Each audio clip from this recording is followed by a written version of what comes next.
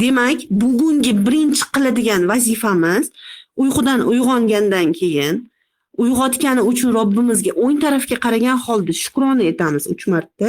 O'rnimizdan turamizda, hojatga kirib ketganda duo, undan chiqib poklanib, tahoratli holatda turgan joyimizda suvimizga o'tirib olib dam uramiz. 7 marta Fotiha, 7 marta Oyatal Kursi, 11 marta yoki 3 marta Ixlos bilan va u suvni sekin asta ichamiz. Sunnatga muvofiq ichishga harakat qilinglar. O'tirgan holda ho'plab, asta sekin va undan keyin Robbim, bugungi kunimni o'zingni roziliging uchun sarflashga menga kuch-quvvat ber deysiz. Endi siz taksichiga shundoqqina 1000 so'm ko'proq pul berib amaki qaytmay qo'yavering deyishingiz ham Alloh uchun bo'ladi. Podyezddan tushib ketayotganingizda qo'shningizga tabassum qilishingiz ham endi Alloh uchun bo'ladi. Niyatni to'g'rilab oldik-da boshida. Endi nimaiki ish qilmang, yaxshi niyat bilan qilayotganingiz boshlanishi to'g'ri niyat bo'lgani uchun inshaalloh butun kuningizni ibodatga sarflagan bo'lasiz.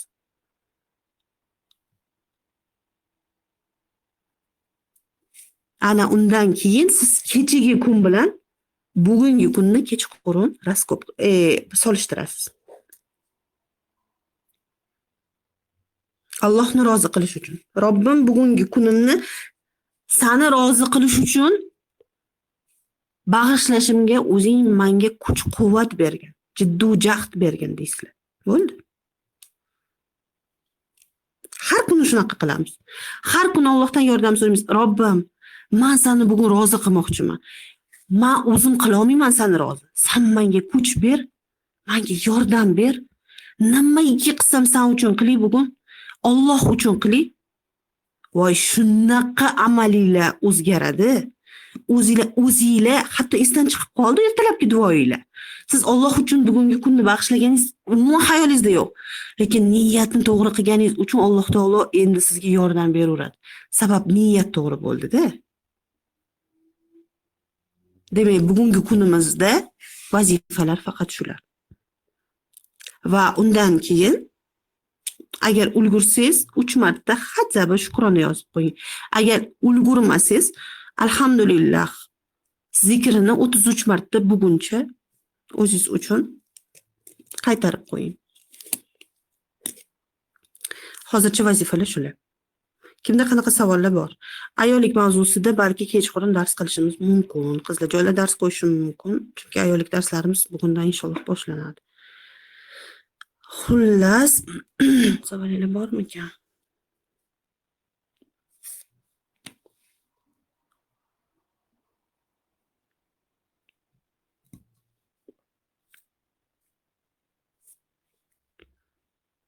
Menimcha yo'q.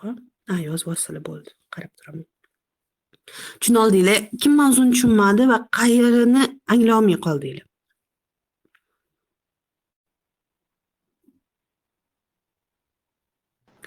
Assalomu alaykum Durdona, yaxshimisiz? Assalomu alaykum. Ertalabdan biz uchun uyg'onib, vaqtli turishingizni bilaman. Yana ham energiya sarflab, rahmat baraka toping. Masal kechikirdimmi deyman, yana ramashka sutlarni qaysi birini qaysi baytdan surishni bilolmadim. Kechikirmadim, shu men kirganda siz gapiryotgandingiz-da. Anaqada zapisda bor. Zapis qildik. Qizlar iltimos qilishgancha zapis bo'ladi. Lekin anaqa tushuntirib berganman u yoqda qisqa aytaman. Hozir yuzingizga hozir surasiz. Choyligini. 1,5 santimetrcha muz eriydigan darajada yuzingizga polniy surasiz. Ramashka bilan choy aralashtirilgani bor-ku, muzlatilgan. Mikrofonni o'chirib qo'ydilar. Yuvmasdan shundoq turganlik holatda, undan oldin yuz yuvmaymiz demoqchiman. Ha, iloji boricha yuzni yuvmasdan. Yuvamiz-ku. Ha, bo'ldi, shuni so'ramoqchidim. Iloji boricha yuzni yuvmasdan, agar yuvsanglar yana ham yaxshi. Chunki yana baribir chayasizlar. 2 martadan chayishga agar erinsanglar, yuzni yuvmasdan turib shunaqa qilsanglar bo'ladi. Mana turgan holatdagami deyapman, yuzimiz turgan holatdagami deyapman. Shu paytda, ha. Agar yo'q, tahorat olgandan keyin baribir yana chayishga erinmayman desanglar, unda tahorat olganingizdan keyin qilsanglar bo'ladi. Xo'p.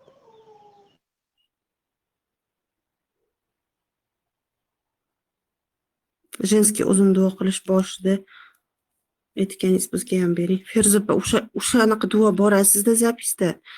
Men qarashim kerakda. Arxiv agar Feruza opamlarda bo'lsa tashlab beringlar, bo'lmasa men keyinroq kun bo'yi inshaalloh qidirib tashlab qo'yaman. Tanga ajoyib motivatsiya uchun Alloh rozi bo'lsin. Rahmat. Sizga zapis eshitaman inshaalloh. Menimcha savolinglar yo'q. Ina deb yozyaptilar. Qani savol bormikan? Yana kimda qanaqa savol bor? Qizlar, mikrofoninglar ochiq. Yoki kimlarnikidir yopiq. Ha, shu ochiq. Bugun shoshildik, vaqtida to'plana olmadik, qizlarni kutib qoldik va ozchilik bo'ldik. Shuning uchun shoshilib dars o'tdim. Inshaalloh ertadan o'z vaqtida harakat qilasizlar degan umiddaman. Ertaga albatta yoningizda daftaringlar, ruchkanglar bo'lsin va tez yozib olasiz. O'sha paytda siz daftarga emas, aslida onga yozayotgan bo'lasiz har bitta holatda. Keyin Всё. Durdona anaqa 7 kunlik перезагрузка degani o'yladim, уже bugun oxirgi darsimiz deb o'yladim-da kecha. Qancha davom etadi o'zi? Yo'q, Bir hafta. 7 ta dars ma'nosida aytilindi va karma mavzusi qo'shilib ketgani uchun va katta mavzu bo'lgani uchun sizlarga 7 kunlik anaqa berdim. O'zlashtirib olish uchun imkon berdim. Bizda umumiy tarzda 7 ta dars va 7 kunga bo'lingan edi. Karma mavzusini balki qo'sharmiz degan ikkilanishlar bilan turganimda men karmani boshlab yubordim. Sababi xuddiki mana gulni olib kelganinglarda sizlarga buket olib kelinganda 40 qanchadir joyi qirqilgan bo'ladi, tomiri bo'lmaydi. Men har doim mahsulotimni o'sha gul misolida berardim-da. Bu safar ildizini ham berdim sizlarga. Nimaga? Asl nimaga kelyapti mana shu savol? Nimaga aynan menda ajrim? Nimaga aynan menda pulsizlik? Nimaga aynan men turmush o'rtog'im bilan sinalyapman? Nima uchun aynan meni erim yaxshi topolmayapti? Mana shu savollarning javobi sizni baribir qiziqtirardi. Buni kurs qilib cho'zib o'tirgandan bitta darsda karmani o'zida yechib o'zingizni raskopka qilishingiz uchun berilindi. Va bilmayman, to'g'risini aytsam, buni men karma mavzusini bo'li anchadan buyon o'z ustida ishlab kelgan, faqat ma'lum auditoriyaga beraman deganim. Lekin nimagadir sizlarning auditoriyalarda his qildim va sirazi berdim. Bo'lmasa ahamiyat beringlar, mavzu katta. Va bu kurs shunchaki перезагрузкani qaytadan shunchaki dasturlanib olishingiz uchun edi. Lekin chuqurlashib ketdi. Sababi aynan siz tayyorligingiz uchun. Mana shu 18 ta odam biz tayyor bo'lganimiz uchun bu bilim beriladi. Shuning uchun ikkita mavzu karma bo'yicha o'tgan bo'lsa, yana bizda 5 ta mavzu bor aslida. Agar auditoriya aktiv bo'lsa, balki yana ikkita mavzu yoki bitta mavzu qo'shilar va'da qilinganimizdek.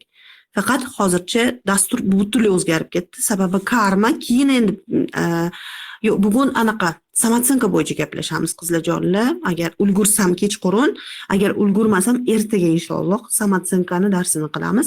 Chunki bizga hozir ayollikdan muhimroq bo'lgan birinchi samatsenka bilan ishlashimiz kerak.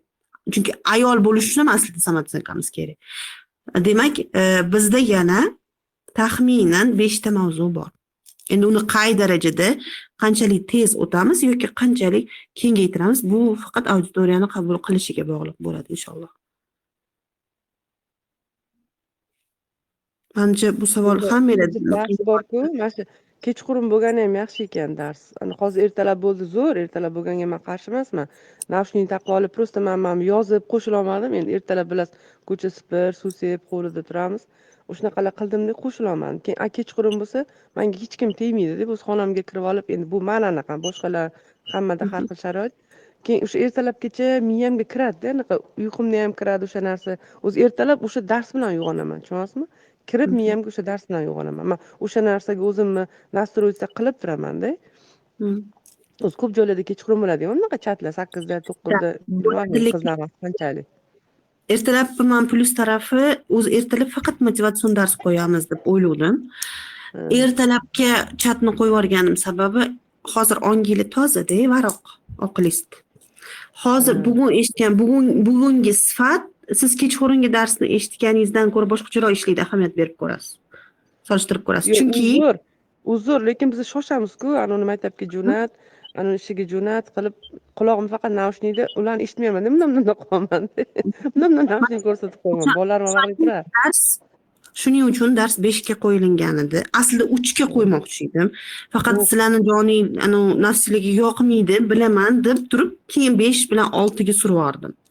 to'rtlarga qo'ysak qanaqa bo'ladi? Menga farqi yo'q. Men 3 ta desanglar 3 ta tura olaman-da. Menga normalna. Sizlar o'zinglar qiynalib qolasiz. Shuning uchun men anaqa qilmadim. Qiynagim kelmadi sizlarni.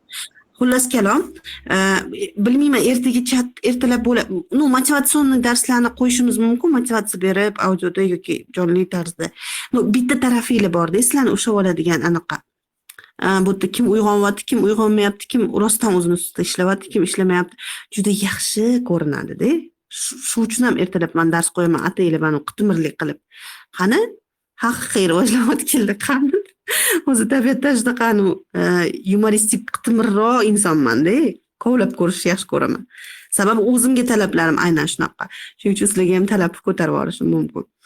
Tak что, qizlarjonlar, inshaalloh bugun balki dars bo'lar. Va'da bermayman, lekin dars bo'lish ehtimoli bor va bugungi dars samatsenka bo'ladi. Agar dars kechqurun bo'lmasa, demak ertalab samatsenkamiz haqida gaplashamiz. Bugun ko'p vaqtinglarni olmayman, hamma ishga, u yoqga, bu yoqga ketadi. Vaqtinglarni isrof qilishni xohlamayman. Menimcha dars mavzusi yetarli darajada bo'ldi. Keyin bugungi dars bo'ldi. 7 ta darsdan bittasi minus bo'ldi deyilmaydi. Bu faqat motivatsionniy, korreksion dars bo'ladi deb niyat qilgandik. Korreksiya qila olmadik, ertalabda vaqtinglar yetmaydi deb faqat motivatsiya bilan to'xtatdik. To есть bugun shunchaki suhbatlashdik bo'ladi. Xudo xolisa yana 5 ta mavzuyimiz bor. Allohga omonatsizlar, kuninglar yaxshi o'tsin. Inshaalloh bugungi kuninglar faqat Allohga bag'ishlanadigan va eng xayrli amallarga kuch, quvvat, energiya beradigan kun bo'lsin. Alloh taolo siz bilan ekan, hech qachon siz yutqizmaysiz. Har lahza, har qanday holatda yutqizdim degan joyingizda ham siz aslida g'olib bo'lasiz. G'oliblik bu